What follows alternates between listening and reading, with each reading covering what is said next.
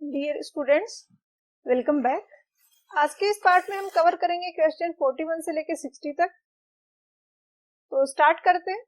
आगे बढ़ने से पहले जिन लोगों ने अभी तक चैनल को सब्सक्राइब नहीं किया हुआ है वो फटाफट से चैनल को सब्सक्राइब कर लें। क्वेश्चन 41 में गिवन है कि 3 पॉइंट्स हैं स्ट्रेट रोड पे ए बी सी, 500 मीटर की डिस्टेंस पे है। उनका आरएल है वो एक पॉइंट ए का है 500 मीटर, बी का है 505 मीटर और सी का है 510 मीटर। और हमसे पूछा गया है कि इनका ग्रेडियंट जो होगा लाइन इनको कनेक्ट करने वाली का वो कैसे होगा। तो अगर हम ड्रॉ करें इन सारे पॉइंट्स को, तो जैसे कि ये मीन सी लेवल है, ये ए पॉइंट है, इसका आरएल 500 है, बी है इससे 5 मीटर ज्यादा होगा, मतलब ये वाली डिस्टेंस 5 मीटर होगी, ये वाली। सी है वो इससे भी 5 मीटर ज्यादा आरएल है तो और हाइट पे होगा, और सी के लिए भी ये वाली डिस्टेंस है, ये होगी 5 मीटर। नीचे इनके बीच में जो हॉरिजॉन्टल डिस्टेंस है वो 500 मीटर 500 मीटर है। अब ग्रेडियंट हमें निकालना है। जस्ट इतना पूछा है कि पॉजिटिव ग्रेडियंट होगा कि नेगेटिव ग्रेडियंट होगा। तो अगर यहां से हम इस तरीके से ऊपर की तरफ जा रहे हैं तो ग्रेडियंट होता है वो पॉजिटिव होता है, अगर नीचे की तरफ जा रहे हैं तो ग्रेडियंट होता है वो नेगेटिव होता है। यहाँ पे ए और बी के बीच का जो ग्रेडियंट है वो पॉजिटिव है, और आगे का भी बी और सी के बीच का भी देखें तो वो भी पॉजिटिव है। अब स्टेटमेंट यहाँ पे गिवन है कि ए में गिवन है ए और सी के बीच में कोई ग्रेडियंट नहीं है। कोई ग्रेडियंट अगर नहीं होता तो ये हॉरिजॉन्टल लाइन आती, ऊपर वाली जो लाइन है। बी में गिवन है कि ए और सी के बीच में पॉजिटिव ग्रेडियंट है। सी में गिवन है कि ए और सी के बीच में नेगेटिव ग्रेडियंट है। तो ए और सी के बीच का भी अगर हम देखें, ए को सी से कनेक्ट करें तो ये भी पॉजिटिव ग्रेडियंट ही है, तो बी करेक्ट है, सी रॉन्ग हो गया। डी में गिवन है कि ए और बी के बीच में नेगेटिव ग्रेडियंट है, तो ये भी गलत है। ई में गिवन है कि ए और बी के बीच में तो पॉजिटिव ग्रेडियंट है, followed by a negative gradient between B to C. तो ए से बी के बीच में भी पॉजिटिव है, बी से सी के बीच में भी पॉजिटिव है, तो ई वाला स्टेटमेंट भी गलत हो गया। जो करेक्ट आंसर होगा वो होगा ऑप्शन बी। इसका आंसर की में जो आंसर गिवन है वो ऑप्शन ई है, वो गलत है, आपको करेक्शन करना है। नेक्स्ट है क्वेश्चन 42। क्वेश्चन 42 में गिवन है कि जो बेस्ट कॉम्प्रोमाइज होगा between increase of length of A highway and reduction in its load carrying capacity. इसका सिग्निफिकेंस ये है कि अगर हम लेंथ को कम करते हैं तो स्लोप है वो स्टीप हो जाएगा, और जो व्हीकल्स की लोड कैरिंग कैपेसिटी है वो स्टीप स्लोप में कम हो जाएगी। दूसरा, अगर हम स्लोप को स्टीप ना करते माइल्ड रखते हैं तो इस केस में लेंथ बढ़ जाएगी। तो इन दोनों के बीच में हम एक कॉम्प्रोमाइज करके एक ग्रेडियंट चूज करते हैं, और उस ग्रेडियंट को बोला जाता है रूलिंग ग्रेडियंट। और ये डिपेंड करता है कि कौन से टाइप का टेरेन है। डिफरेंट डिफरेंट टाइप के टेरेन के लिए इसकी वैल्यू डिफरेंट डिफरेंट होती है। जैसे ये रूलिंग ग्रेडियंट है, तो प्लेन और रोलिंग टाइप का अगर टेरेन है तो 1/30 होगा, अगर माउंटेनियस टेरेन है तो 1/20 होगा, अगर स्टीप टेरेन है तो 1/16.7 होगा। तो क्वेश्चन में इसको मेंशन भी करना चाहिए था कि कौन से टाइप के टेरेन के लिए पूछा गया है, अदरवाइज तो तीनों ही वैल्यू करेक्ट है। आंसर की में उसने आंसर दिया वो 1/20 दिया है, जो कि होता है माउंटेनियस टेरेन के लिए। तो क्वेश्चन में मेंशन करना चाहिए था कि ये माउंटेनियस टेरेन के लिए पूछा है, अदरवाइज तो ऑप्शन ई भी करेक्ट हो सकता है, क्योंकि ये भी फ्लैट और रोलिंग टेरेन के लिए पॉसिबल है। आंसर की में जो आंसर दिया वो ऑप्शन सी दिया 1/20। नेक्स्ट है क्वेश्चन 43। क्वेश्चन 43 में पूछा है कि अगर रूलिंग ग्रेडियंट की वैल्यू कुछ है तो उसके लिए रिडक्शन इन लोड कैपेसिटी है वो कितना परसेंट होगा। डिफरेंट डिफरेंट वैल्यू यहाँ पे गिवन है रूलिंग ग्रेडियंट की और उसके corresponding reduction in load capacity की, और पूछा है कौन सा करेक्ट है। एक तो ग्रेडियंट जैसे जैसे हम इंक्रीज करते हैं लोड कैपेसिटी डिक्रीज होती है, बट किसी भी बुक में एग्जैक्टली ये रिलेशन नहीं गिवन है कि अगर इतना ग्रेडियंट है तो इतना परसेंट से इसमें रिडक्शन होगा लोड कैपेसिटी में। क्वेश्चन 59 में हमने जो फॉर्मूले वगैरह डिराइव किए उससे हम इसको करने की ट्राई कर सकते हैं, बट प्रॉब्लम ये है कि एफ की वैल्यू डिफरेंट डिफरेंट पेमेंट के लिए डिफरेंट डिफरेंट होती है। इस टाइप के क्वेश्चन में या तो आपने जो आंसर बुक में दे रखा है उसको याद रख लो, या फिर एग्जाम पॉइंट ऑफ व्यू से इतने इंपॉर्टेंट नहीं है क्वेश्चंस तो आप इसको स्किप भी कर सकते हो, क्योंकि ये कोई कंसेप्ट बेस्ड क्वेश्चन नहीं है और बाकी बुक्स में भी इस टाइप के कोई भी क्वेश्चंस अवेलेबल नहीं है। नेक्स्ट है क्वेश्चन 44। क्वेश्चन 44 में पूछा है कि कहीं पे 1/12 का एक्सेप्शनल ग्रेडियंट प्रोवाइड करना है हिल रोड्स में, तो इसकी लेंथ किससे एक्सीड नहीं करनी चाहिए। तो पिछले क्वेश्चन में हमने देखा कि एक होता है रूलिंग ग्रेडियंट, जिसके अंदर अंदर ग्रेडियंट रखने की कोशिश की जाती है जब हम डिजाइन करते हैं रोड को। एक उससे ज्यादा होता है लिमिटिंग ग्रेडियंट, एक उससे भी ज्यादा होता है एक्सेप्शनल ग्रेडियंट, जिसको कुछ एक्सेप्शनल कंडीशंस में एक छोटे छोटे स्ट्रेस के फॉर्म में प्रोवाइड किया जाता है। बहुत लॉन्ग लेंथ के लिए हम उस ग्रेडियंट को प्रोवाइड नहीं कर सकते, कोई छोटे स्ट्रेस के लिए हम प्रोवाइड करते हैं, उसके बाद रूलिंग ग्रेडियंट का कुछ स्ट्रेस आता है, उसके बाद फिर से एक्सेप्शनल ग्रेडियंट का स्ट्रेस दे सकते हैं। तो क्वेश्चन में पूछा है कि जो एक्सेप्शनल ग्रेडियंट का जो स्ट्रेच हम देंगे उसकी लेंथ कितनी हो सकती है। तो ये होती है 60 मीटर पर किलोमीटर, तो आंसर होगा वो ऑप्शन बी होगा। और ये 1/12 का जो एक्सेप्शनल ग्रेडियंट गिवन है ये होता है स्टीप टेरेन के लिए एक्सेप्शनल ग्रेडियंट 1/12.5, तो ये 1/12 लिखा है इसी को। क्वेश्चन 45 में पूछा है कि इंडियन रोड कांग्रेस की रिकमेंडेशन के अकॉर्डिंग प्लेन रोड्स में रूलिंग ग्रेडियंट कितना रखा जाता है। तो हमने देखा था पिछले क्वेश्चन में ये 1/30 होता है प्लेन और रोलिंग टेरेन के लिए, 1/20 होगा माउंटेनियस के लिए, 1/16.7 होगा स्टीप टेरेन के लिए। तीनों वैल्यू याद रखनी है, काफी इंपॉर्टेंट है। गुप्ता एंड गुप्ता में भी काफी सारे क्वेश्चन है इन वैल्यूज के बेस पे, तो इतना तो एटलीस्ट आपको रखना ही है याद। तो यहाँ पे आंसर हो जाएगा वो हो जाएगा 1/30 जो गिवन है ऑप्शन सी में। क्वेश्चन 46 में पूछा है कि वो स्टीपेस्ट ग्रेडियंट जो कि परमिटेड है रोड्स में इन ऑर्डिनरी कंडीशंस, तो इस टाइप का ग्रेडियंट कौन सा होता है। तो ये होता है लिमिटिंग ग्रेडियंट। ऑर्डिनरी कंडीशन में जनरली हम ट्राई करते हैं कि ग्रेडियंट है वो रूलिंग ग्रेडियंट से कम हो, कहीं पे ऐसा पॉसिबल नहीं हो पा रहा है या बहुत ही ज्यादा इकोनॉमिकल नहीं पड़ रहा है स्ट्रक्चर, तो उस टाइप के केसेस में हम लिमिटिंग ग्रेडियंट तक अलाउ कर देते हैं ग्रेडियंट को इंक्रीज करना, तो इसको लिमिटिंग ग्रेडियंट बोला जाता है। और कुछ बुक्स में इसी को मैक्सिमम ग्रेडियंट भी बोला गया है, तो आंसर है वो ऑप्शन बी होगा। लिमिटिंग ग्रेडियंट यहाँ पे है नहीं, मैक्सिमम ग्रेडियंट लिखा है इसमें।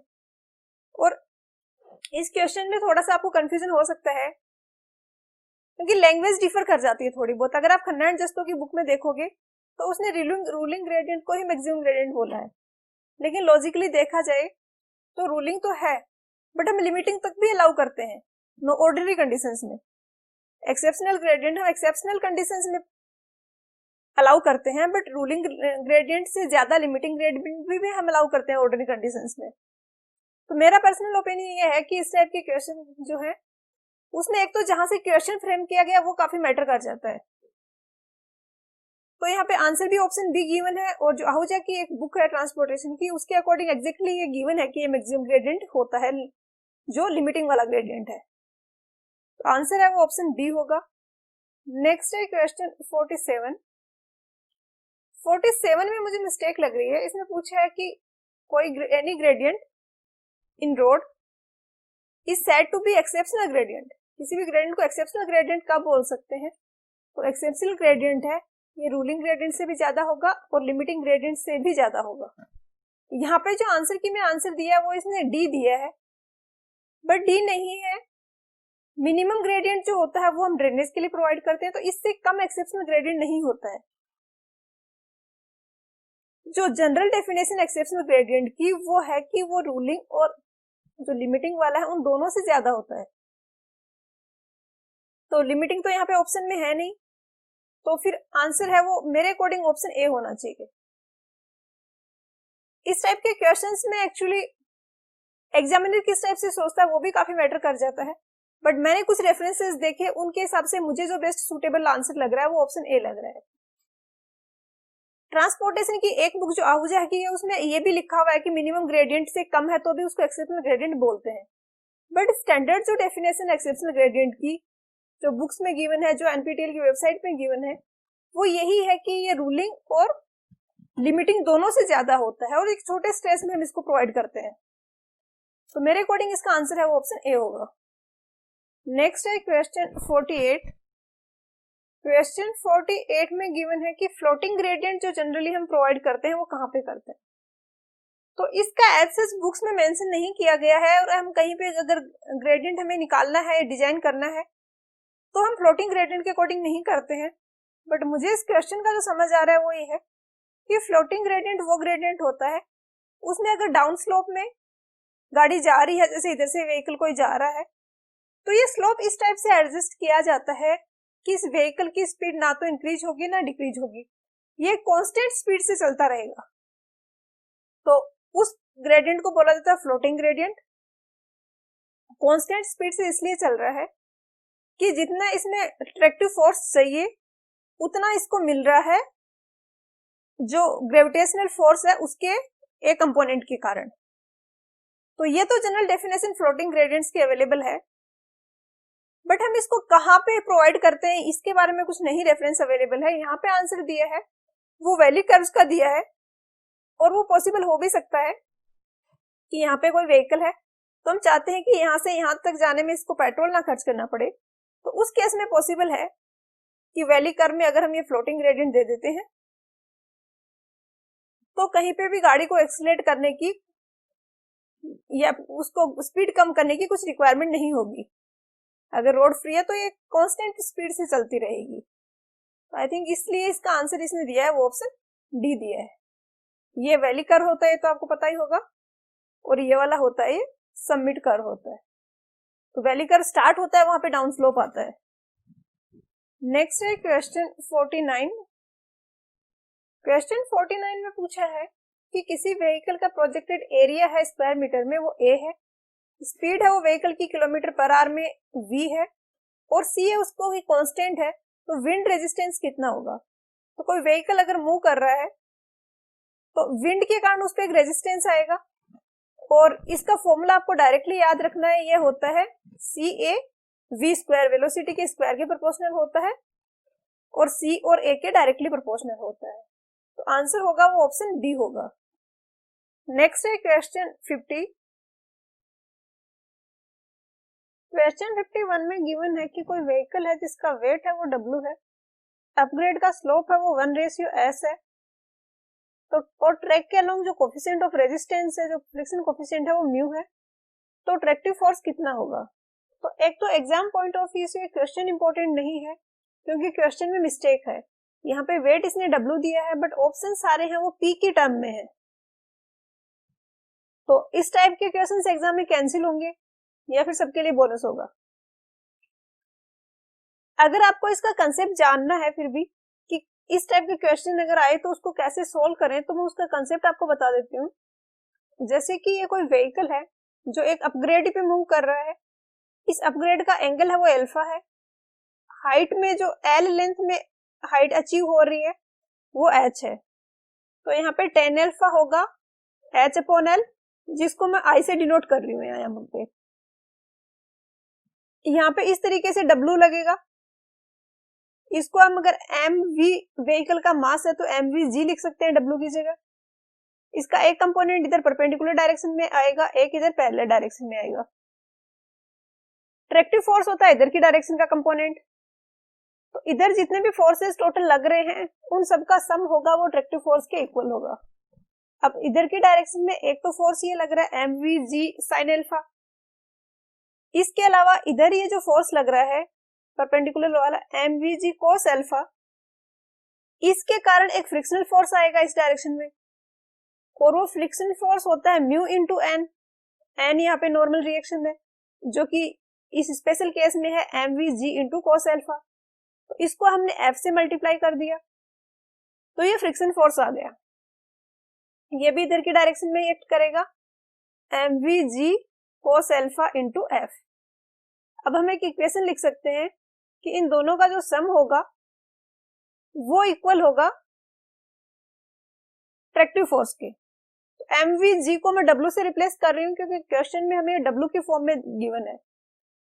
तो इसको लिख देते हैं w sin alpha plus w cos alpha into f is equal to tractive force.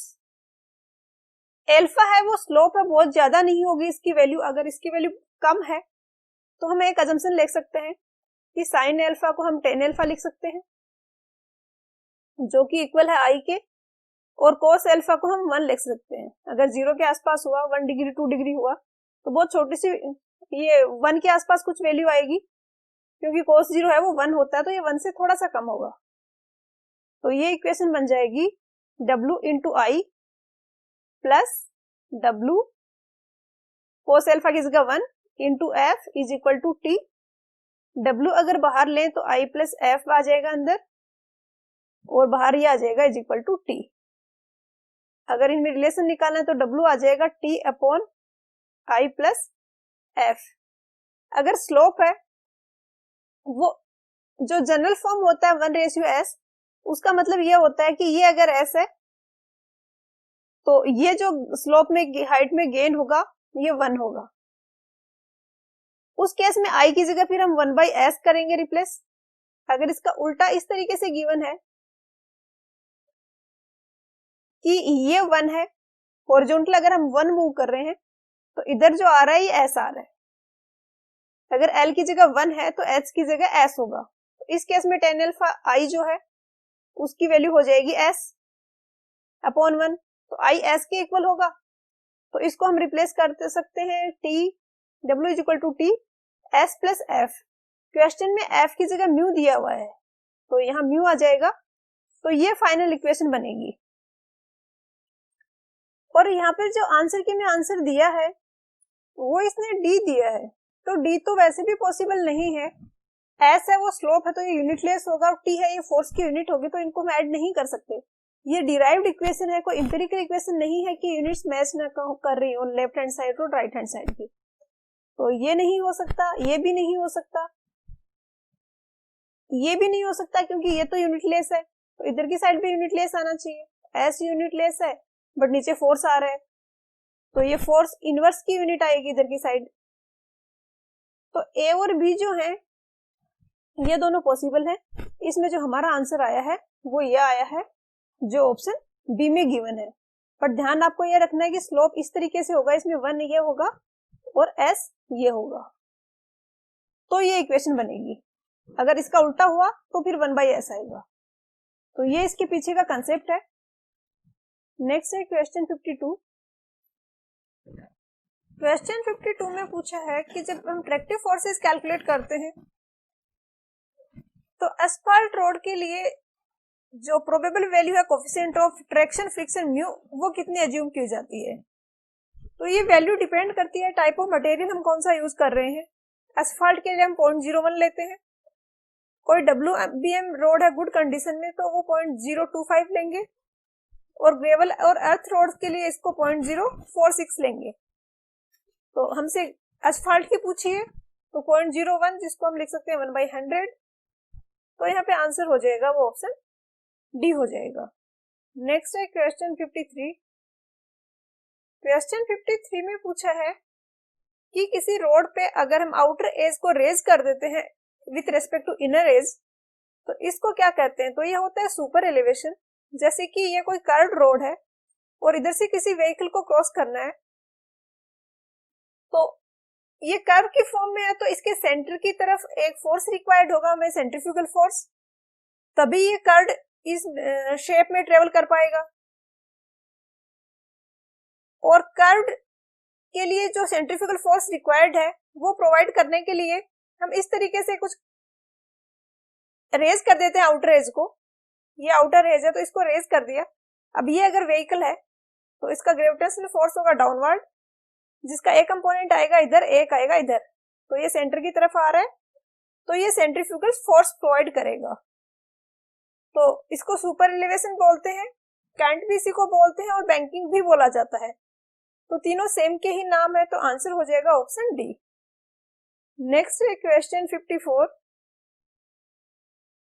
Question 54 में पूछा है कि अगर कहीं पे सुपर एलिवेशन नहीं प्रोवाइड किया गया हो कर्व के अलोंग, तो इस केस में पोर्ट होल्स होंगे वो कहाँ पे डेवलप होंगे। तो अगर सुपर एलिवेशन नहीं प्रोवाइड किया गया है तो जो आउटर वाला एज है वहां पे प्रेशर आएगा वो ज्यादा आएगा, इनर एज पे प्रेशर आएगा वो कम आएगा, तो पोर्ट होल्स डेवलप होंगे वो आउटर एज पे होंगे। तो आंसर यहाँ पर इसका ऑप्शन बी होगा। एक मैं ट्रिक बता देती हूँ इसको याद रखने के लिए आपको। जैसे कि ये कोई व्हीकल है जो कर्व के अलोंग मूव कर रहा है, अब अगर इसकी बहुत ही ज्यादा स्पीड हुई और ये ओवरटर्न किया तो ये ओवरटर्न करके इधर गिरेगा, और इधर गिरेगा तो इधर वाले जो व्हीकल है इसके अबाउट ओवरटर्निंग होगी और इस तरीके से पलट के यहाँ पे गिरेगा। तो सबसे पहले कांटेक्ट हटेगा वो इस साइड वाले टायर्स का हटेगा, क्योंकि ओवरटर्निंग इधर वाले टायर्स के अबाउट हो रही है। तो ये तो है एक्सट्रीम केस, जब इस वाले साइड के जो टायर्स है इनर वाले उनका कांटेक्ट प्रेशर 0 ही हो गया है और इसका है वो मैक्सिमम है। अब अगर ओवरटर्निंग नहीं भी हो रही है, उतना ज्यादा फोर्स नहीं है कि ओवरटर्निंग हो जाए, बट उस केस में भी इनर वाले एज पे प्रेशर कम होगा, आउटर वाले एज पे प्रेशर ज्यादा होगा। तो इस पे काफी बार क्वेश्चंस पूछे जाते हैं। कभी कभी ये भी पूछा जाता है कि किस में प्रेशर कम रहता है, यहाँ पे पूछा है किस में ज्यादा रहता है। तो इससे आपको याद रहेगा कि इधर से ये पलट के इधर गिरेगा तो इस वाली साइड के जो व्हील्स है इसके अबाउट होगा, तो मैक्सिमम होगा आउटर एज पे, तो पोर्ट होल्स बनेंगे वो आउटर एज पे बनेंगे। क्वेश्चन 55 में पूछा है कि सुपर एलिवेशन प्रोवाइड करने का एडवांटेज क्या है। तो अगर सुपर एलिवेशन हमने नहीं प्रोवाइड किया है तो जो सेंट्रीफ्यूगल फोर्स चाहिए था वो हमें उतना नहीं मिल पाएगा, और उस केस में हमें वेलोसिटी है वो कम करनी पड़ेगी जो अलाउएबल वेलोसिटी है, क्योंकि अगर ऐसा हम नहीं करेंगे तो ओवरटर्न हो जाएंगे व्हीकल्स। तो ये भी हो जाएगा। फिर अगर स्पीड बढ़ रही है व्हीकल्स की तो ऑब्वियसली वॉल्यूम ऑफ ट्रैक भी बढ़ेगा, फास्ट फास्ट गाड़ियां मूव करेंगी, मेंटेनेंस कॉस्ट भी घटेगी, क्योंकि जो पोर्ट होल्स बन रहे थे आउटर वाले एज पे वो अब प्रॉब्लम नहीं होगी, और जो वाटर है उसका जो ड्रेनिंग है वो भी क्विकली हो जाएगी। तो सारे ही ऑप्शंस करेक्ट है, आंसर होगा वो ऑप्शन ई होगा, all of the above. Next है क्वेश्चन 56। क्वेश्चन 56 में पूछा है कि कोई कैरेज वे है उसकी विड्थ है वो 12.5 मीटर है, आउटर एज है वो इनर एज के रिस्पेक्ट में 50 सेंटीमीटर हायर है, तो रिक्वायर्ड सुपर एलिवेशन यहाँ पे जो है वो क्या होगा। मेंशन ऐसा करना चाहिए कि गिवन सुपर एलिवेशन है वो क्या है, क्योंकि रिक्वायर्ड तो क्या इसने डेटा ही दे दिया सारा, तो जस्ट हमें कैलकुलेट करना है कि इसने दिया हुआ है वो सुपर एलिवेशन कितना है। तो ये 50 सेमी है, ये 12.5 मीटर है, ये थीटा है, और टेन थीटा होगा वो स्लोप होगा जिसको सुपर एलिवेशन हम बोलते हैं। तो टेन थीटा हमें कैलकुलेट करना है। इसके लिए ये 50 सेंटीमीटर को पहले हम मीटर में कन्वर्ट करेंगे, तो 50 डिवाइडेड बाई 100, तो ये हो गया 0.5 मीटर। अब टेन थीटा हो जाएगा 0.5 अपॉन 12.5, पॉइंट से पॉइंट कैंसिल हो गया और ये बच जाएगा 1/25, जो कि गिवन है ऑप्शन बी में। नेक्स्ट है क्वेश्चन 57। क्वेश्चन 57 में गिवन है कि कोई मूविंग व्हीकल है, v उसकी स्पीड है, r रेडियस है, g ग्रेविटेशनल एक्सेलरेशन है और w है वो विड्थ है, तो सुपर एलिवेशन क्या होगा। तो सुपर एलिवेशन जो होता है ये और f मिला के इक्वल होते हैं सेंट्रीफ्यूगल रेशियो के इक्वल। अगर हम f जो फ्रिक्शन वाली टर्म है उसको अगर इग्नोर करें तो E इक्वल होगा v स्क्वायर अपॉन GR। तो वैसे तो इसी को सुपर एलिवेशन बोला जाता है, जो स्लोप है उसको सुपर एलिवेशन बोला जाता है, बट क्वेश्चन में इसने इस तरीके से पूछा है कि ये जो आउटर एज का इनर एज के रेस्पेक्ट में जो रेज्ड लेवल है ये पूछा है। जैसे इसको एक्स अगर हम लिखे तो ये पूछना चाह रहे हैं। अब ये आपको ऑप्शंस देके आइडेंटिफाई करना पड़ेगा, ऑप्शंस देके आपको पता चलेगा कि ये वाली वैल्यू पूछना चाह रहे हैं यहाँ पे, क्योंकि सुपर रिलेशन तो ई हो जाता v स्क्वायर अपॉन GR। इसने विड्थ क्यों दी है फिर, तो अगर ये W है तो E की वैल्यू यहाँ से हो जाएगी x अपॉन W। इस E की वैल्यू को अगर हम यहाँ पे पुट करें तो आ जाएगा x upon W is equal to v square upon GR, और यहाँ से x की वैल्यू आ जाएगी W v square upon G R, जो कि गिवन है ऑप्शन सी में। तो इसका आंसर हो जाएगा ऑप्शन सी। नेक्स्ट है क्वेश्चन 58। क्वेश्चन 58 में पूछा है कि ब्लॉक कार्ट वगैरह जो है वो ओवरटर्न ना हो कर्व पे, इसके लिए maximum value of super elevation जो आईआरसी ने रिकमेंड की है वो क्या है। तो पिछले क्वेश्चंस में हमने पढ़ा था कि कर्व्ड जो रोड है वहां पे अगर कोई व्हीकल मूव कर रहा है तो उसको एक सेंट्रीफ्यूगल फोर्स रिक्वायर्ड होता है, इसलिए हम सुपर एलिवेशन प्रोवाइड करते हैं ताकि इधर की डायरेक्शन में हमें एक ग्रेविटेशनल वाले फोर्स का कंपोनेंट मिल जाए जो कि सेंट्रीफ्यूगल फोर्स है वो प्रोवाइड कर दे। और सेंट्रीफ्यूगल फोर्स होता है mv स्क्वायर बाई आर। तो जितनी वेलोसिटी ज्यादा होगी सेंट्रीफ्यूगल फोर्स है वो उतना ही ज्यादा होगा। अब अगर कोई स्लो मूविंग व्हीकल है जैसे ब्लॉक कार्ट वगैरह, इनको इतना सेंट्रीफ्यूगल फोर्स नहीं चाहिए, तो जितना रिक्वायर्ड है उससे ज्यादा अगर एक्सिस में सेंट्रीफ्यूगल फोर्स है जो कि इस डायरेक्शन में इस तरीके से यहाँ पे लग रहा है, अब ये एक प्रॉब्लम क्रिएट कर सकता है कि इस फोर्स के कारण ये ओवरटर्न हो सकती है। तो इसलिए हम बहुत ज्यादा सुपर एलिवेशन नहीं देते हैं, इसकी मैक्सिमम लिमिट आईआरसी ने डिफाइन की है और वो डिपेंड करती है टाइप ऑफ टेरेन में। अगर प्लेन और रोलिंग टेरेन है तो ये वैल्यू होती है 6.7%। अगर हिली टेरेन है, स्नो बाउंड एरियाज है तो 7% होगा, और अगर स्नो बाउंड एरियाज नहीं है, नॉट स्नो बाउंड एरिया है और हिली एरिया है, तो उस केस में 10% होगा। तो ये तीनों वैल्यू आपको याद रखनी है। कुछ बुक्स में ये 7% ही दिया है इन दोनों की जगह, तो ज्यादा डिफरेंस नहीं है तो 7% दे दिया है, बट एग्जैक्टली ये 6.7% होता है, जिसको अगर हम इस फॉर्म में लिखें तो ये आएगा 1/15, जो कि गिवन है ऑप्शन सी में। तो आंसर होगा वो ऑप्शन सी होगा। ये वैल्यूज आपको सारी याद रखनी है। इसके अलावा अर्बन एरियाज के लिए जो होता है मैक्सिमम सुपर एलिवेशन वो होता है 4%। नेक्स्ट है क्वेश्चन 59। क्वेश्चन 59 में पूछा है कि हाईवेज में ट्रेवल है वो कंफर्टेबल हो, इसके लिए सेंट्रीफ्यूगल रेशियो है वो किससे एक्सीड नहीं करना चाहिए। तो हाईवेज के लिए इसकी जो वैल्यू होती है वो 1/4 होती है, फ्रैक्शंस में होगा 0.25, और रेलवेज के लिए इसकी वैल्यू होती है वो इससे भी कम होती है, ये होती है 1/8 जो कि होगा 0.125। तो यहाँ पे आंसर होगा वो हो जाएगा ऑप्शन डी। नेक्स्ट है क्वेश्चन 60। क्वेश्चन 59 में पूछा है कि हाईवेज में ट्रेवल है वो कंफर्टेबल हो, इसके लिए सेंट्रीफ्यूगल रेशियो है वो किससे एक्सीड नहीं करना चाहिए। तो हाईवेज के लिए इसकी जो वैल्यू होती है वो 1/4 होती है, फ्रैक्शंस में होगा 0.25, और रेलवेज के लिए इसकी वैल्यू होती है वो इससे भी कम होती है, ये होती है 1/8 जो कि होगा 0.125। तो यहाँ पे आंसर होगा वो हो जाएगा ऑप्शन डी। नेक्स्ट है क्वेश्चन 60।